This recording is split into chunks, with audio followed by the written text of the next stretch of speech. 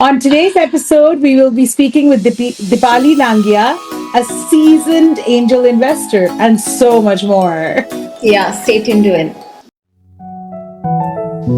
Hi, everyone. Welcome to Talk to Us Today. Today, we will be having our She Roars episode. This segment of She Roars is very dear to our hearts because this is where we meet and continue to, like we've been meeting and continue to meet some women who are great inspirations. And they not only inspire us, but they continue in their endeavor, despite obstacles and problems, and they keep going forward, and they're amazing to speak with. I learned so much from all of them. And today we have someone like that who is a very accomplished woman and a friend, Deepali Nangia. She's a partner at Speed Invest, angel investor, and advocate for women founders. She's a change maker who has been shaping businesses, innovation, and impact. And one of her special endeavors is Alma Angels. She's going to tell us all about this and more. Yeah, welcome Deepali. Well, I must say Deepali's journey isn't just about investing in startups, Simrit, it's about investing in women, right? Welcome Deepali. Thank you, ladies. Thank you for having me. It's such a pleasure to have you here.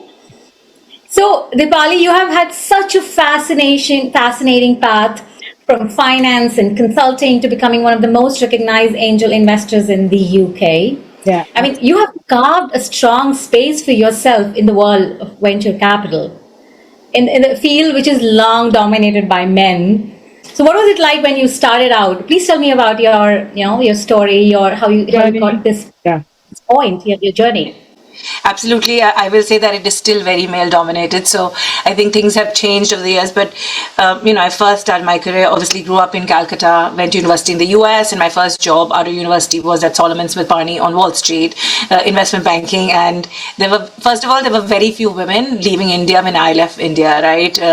Most of them either were men who were leaving essentially to build a life abroad because India at that time was, one TV channel and my parents used to call me on an operator assisted call, right? So it was quite different than the India now, right? My parents used to call me for 3 minutes at a time using an operator and then would be like, can we extend this call for 3 minutes, a total of 9 minutes? This is what I, could speak to them when I was in university. But very few women, most other women were living to get married to men abroad, to Indian men abroad, arranged marriages. So when I left, there were very few women actually leaving India to study.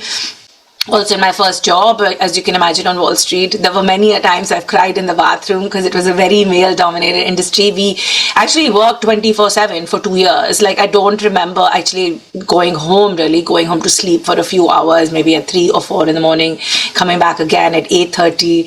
It was really grueling work, but I think it taught me a lot about, work ethic and resilience and also patience and, attention to detail, things that I, hope, this next generation really has. Like, I hope my children grow up with some of those things. I think it's quite hard. Yeah, exactly.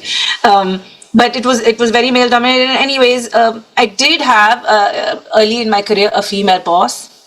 She was phenomenal. She had 2 little kids. I still remember she was at GE. That I was doing investments at GE Capital back then. And I remember she taught me that there was no value in FaceTime. So she always said, just go home. If you finish working on this deal, go home, rather than the investment banking way where we always had to be in the office, always be at the beck and call of the managing director. And she also, promoted me and taught me early that women can really change other women's careers and can really help. Really make space for women. And you often find that women are not doing that for women, but men do that for men all the time. It's like this bro culture, right? Yeah. True, so true. Yeah. So that's how she was really an inspiration to me, and that's how it started. And of course, I've had many male bosses along the way who've done the same thing. And you cannot discount the value that men can play in your career because they do dominate the industry. So it's just about finding the right boss rather than what gender the person is, right? Exactly. And unfortunately, you don't get to choose your boss early on or later on, But I do think that over time, I have met people and then chosen to work with people in some way or the other that I feel understand the problem. I don't know how that happened over time, because I've never then after that job, never really looked for a job, but landed at places where people were looking for looking to make space for people like me in some ways or the other. I don't know how it's happened, but it has. So Yeah.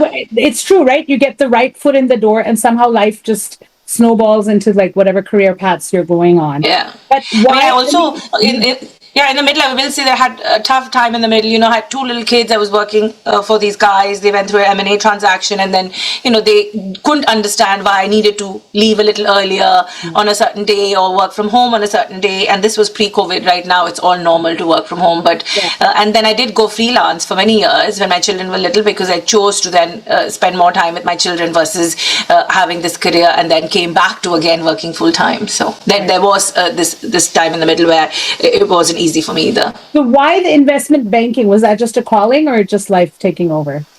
I mean, it was interesting, right? Because either you, at my age, either you studied economics and then went into investment banking, or you studied engineering and became an engineer, or you studied biology and became a doctor.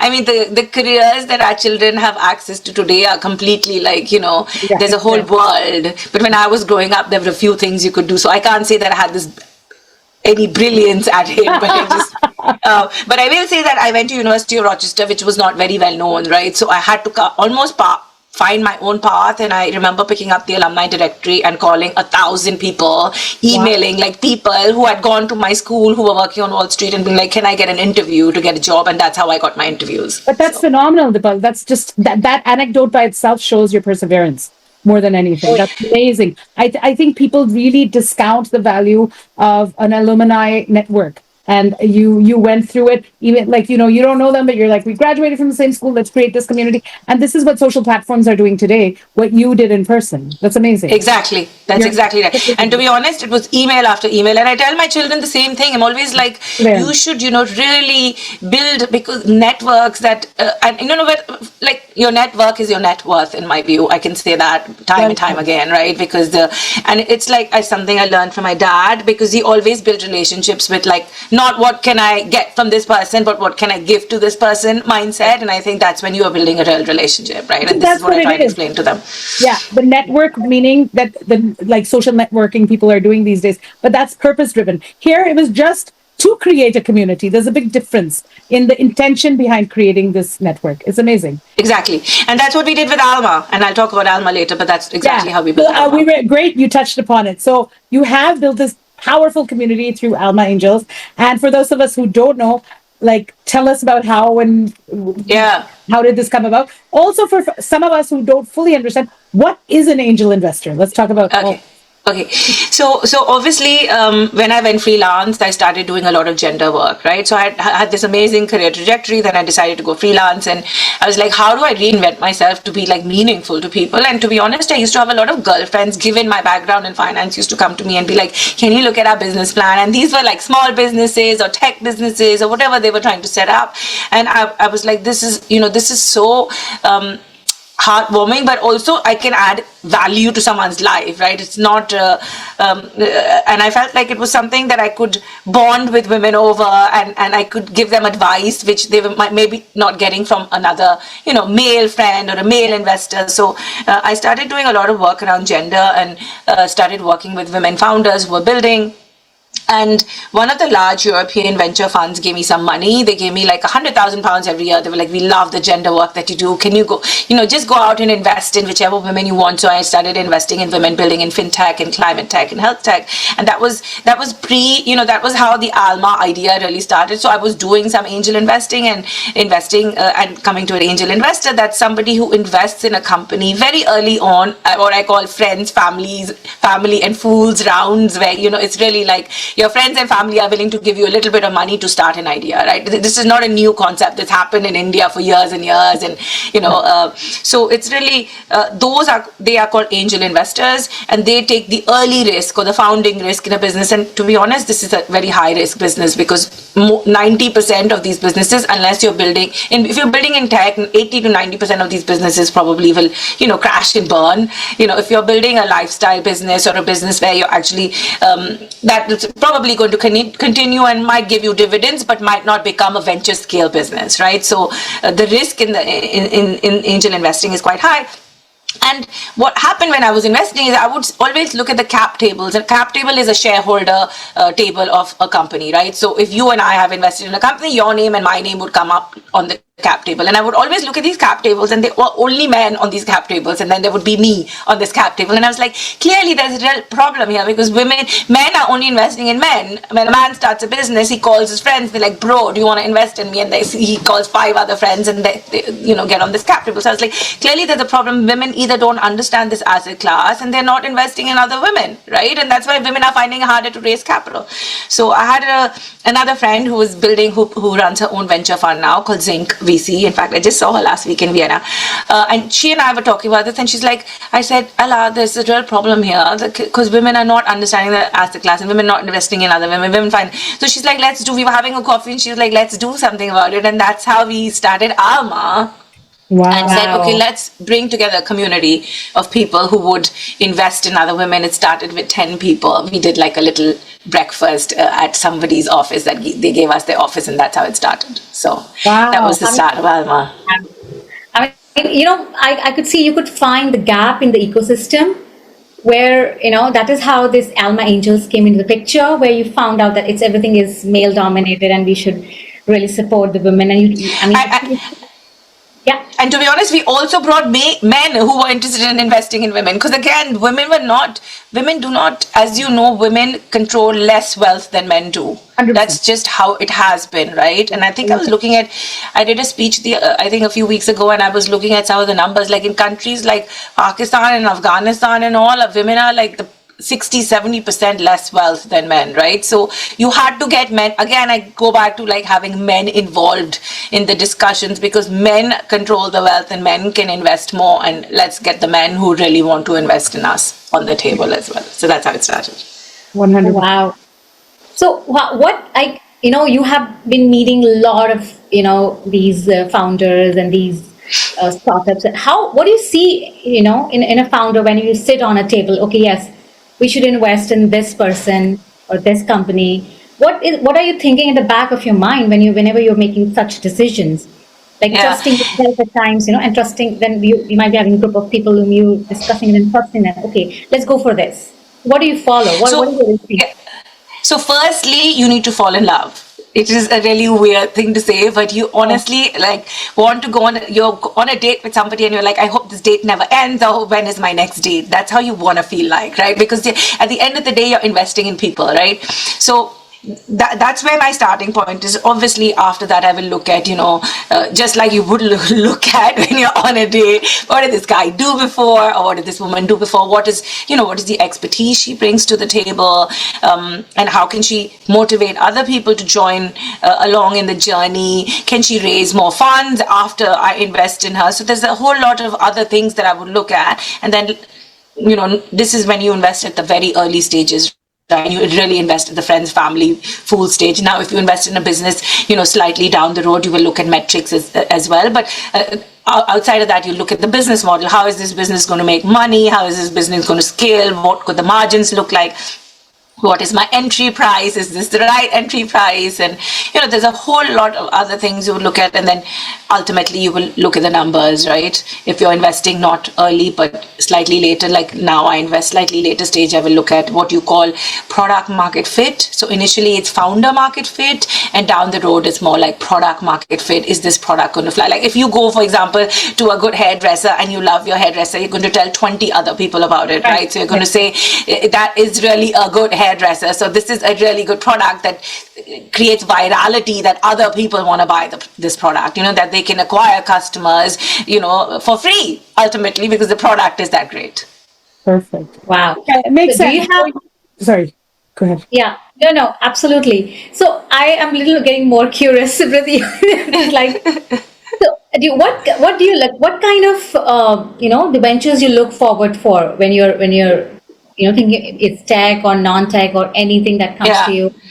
What? I mean, obviously, I have not. Yeah, I'm still a co-founder at Alma, and I'm very much involved at the board level and the strategy level. But I'm not allowed to angel invest for the last 5 years since I joined Speed Invest. Right, I'm a partner at a venture fund, so you're not allowed to you can't have any competition essentially, right? So, but we invest. Speed invest from pre-seed to much later stages. So pre-seed means when the business is just starting out, or really it's 2 women and a dog or 2 men and a dog, and then ultimately we also invest at the later stages.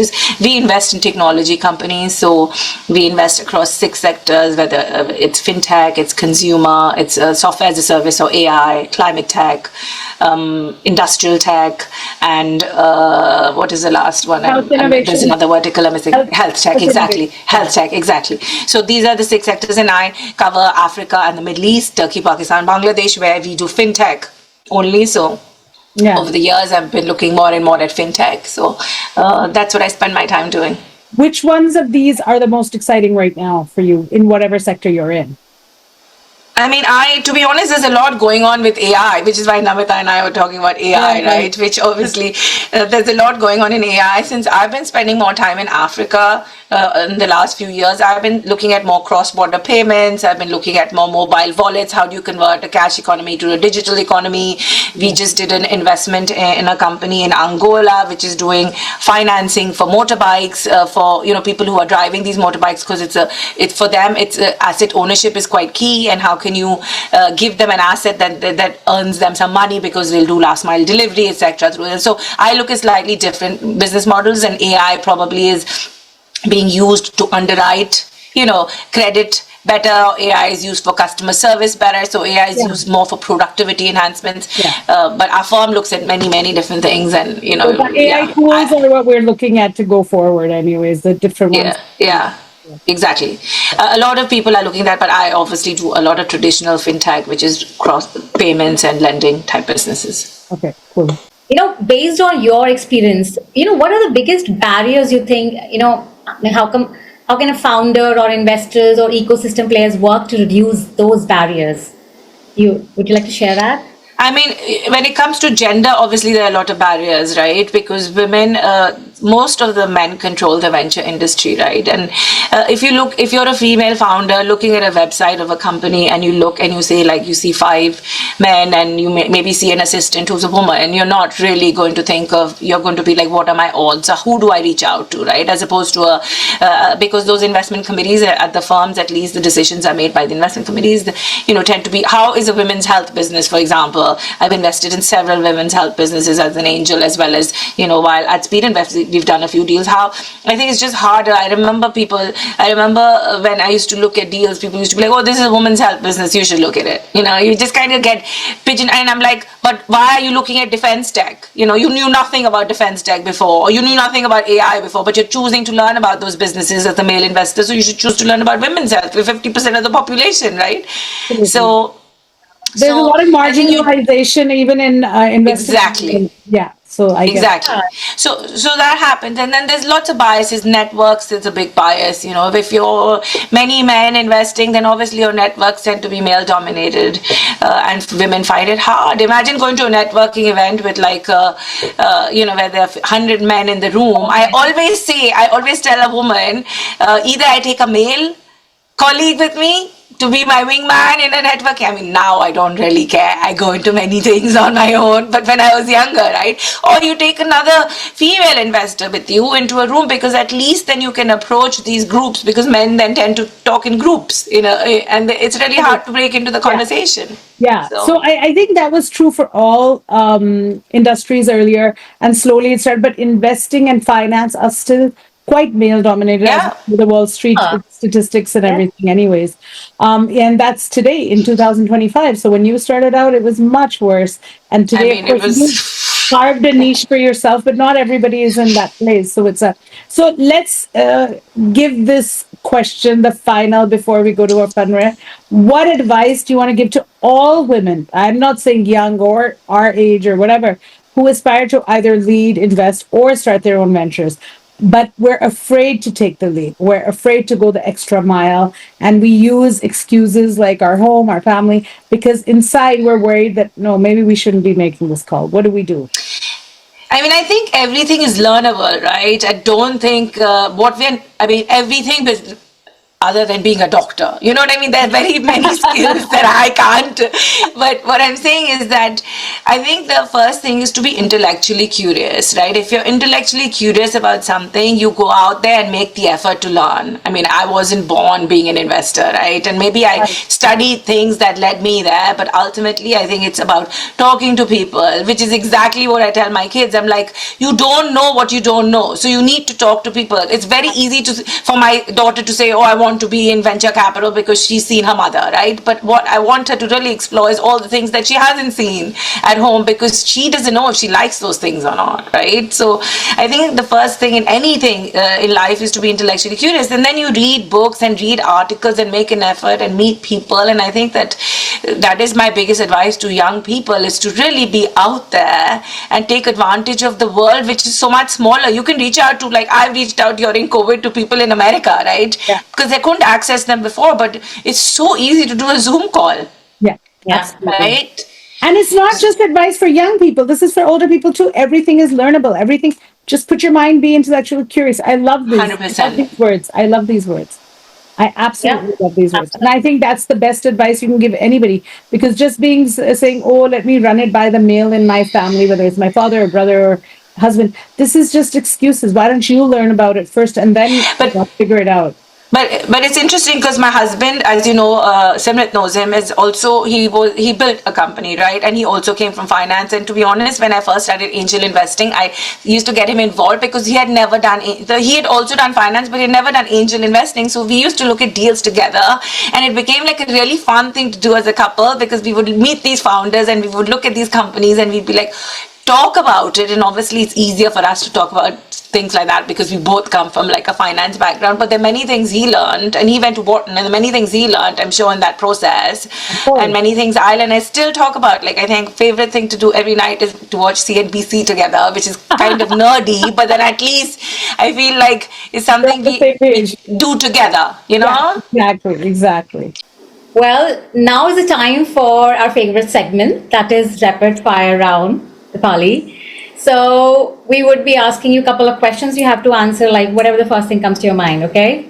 Just like... Okay. Okay, let's do it. Okay, one book every founder should read. Atomic Habits. Oh, wow. That's cool. Wow. A founder you'd love to have coffee with and you haven't met yet. This is really interesting. Just thinking. I would say in some ways he is a founder, right? He built an empire, Warren Buffett. Wow. Yeah. Warren. Yeah. If anybody wants to meet up. Yeah. Exactly. Yeah, the most underrated quality in a great investor, which you feel? Most underrated quality. Humility. Okay. You will meet most venture capitalists are not humble. Not at all. I get it. What is if you could live anywhere in the world, where would you live, which would be most conducive to your work? I don't know. I don't think I've thought about that. Although every holiday I go on, I want to live right there. And I want to come back. And my husband is always like, I'm sure you want to live here now. And I'm like, yeah, I do. So. The hottest country to invest in right now? What's the hottest country to invest in right now? I mean, the hottest countries I know always, I think India. Yeah, I know. India. I knew Always convincing others, invest here. 100% India. No better time to build, live, or invest in it than in India right now. Well, okay. All right, last one. What is your guilty pleasure after a long day of Do you know Love is Blind, the show? It's real trash. I don't know if you know. At the end of the night, I watch trash TV. I'm not just saying this. I really mean like really trash TV. I never watch, because I watch like 5 or 7 minutes and then I fall asleep. So for me, it really has to be mind-numbing television. Yeah, I do this every night, by the way. I get it, though. It's not even that. I get that. That's what it's about. I agree. Completely. And that's the honest truth. I think most people want to. But that's the truth. That's Wow. Wow, Dipali, thank you for reminding us that empowerment isn't just about breaking barriers, it's about holding the door open for others to walk through. Exactly. absolutely. Yeah, and your journey shows what happens when women invest not only in businesses but in each other. Yeah. Now, Thank you. to every woman listening, may this conversation inspire you take charge of your dreams, your money, and your voice. That's what I want to say. Yes. Thank you. Yeah, Thank you, ladies. Thank you so much. Really fun. yeah. And I guess that was really inspiring and amazing. And like Namita has summed it up really wonderfully. So thank you so much, Dipali. Thank you for joining us on Talk to Us today. And everyone out there, we look forward to hearing from you and hearing what you think about our episode today. Don't forget to hit the subscribe button and hit the bell to stay notified of our videos every Friday at 5 p.m. Also, remember to comment in the comment section below. We will have a description of Alma Angels down below in the description. And if you need to contact Dipali, there will be some information up there. Also, or email us and we will send your messages ahead. Yeah, email us at hello@talktoustoday.com and let your friends know where to find us. Well, till then, keep smiling. Keep laughing and keep talking. Thank you, Dipali. Hope you enjoyed being with Thank us. you, ladies. Thank you. Okay. Bye bye.